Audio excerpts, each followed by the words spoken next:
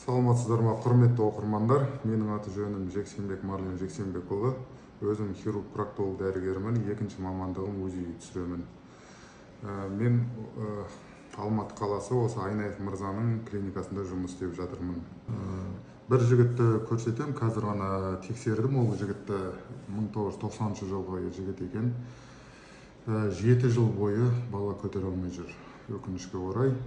Ол жігіт тексерілмеген жері жоқ, емделмеген жері жоқ, барлық жерде көрген, барлық жерде айтқан, варикозың бар екен біліп тұрып, оны варикозды емдемей, сол бесплодиясын емдей берген екен. Соған өкінішке орай біздің клиникаға келіп отыр. Бүгін қазір тексердім. Қазір астында видеоны көрсетем, сол видеода дальше айтып берем не болғанын. Міне осы жігітті түсірдік қазір. Сол жақ жұмыртқасының веналарын қарап отырсаңыздар, міне өте қатты кеңейіп кеткен. Бұл жігіт алтын уақытысын өткізіп алған, былай қарап тұрсаң, 7 жыл көлемінде.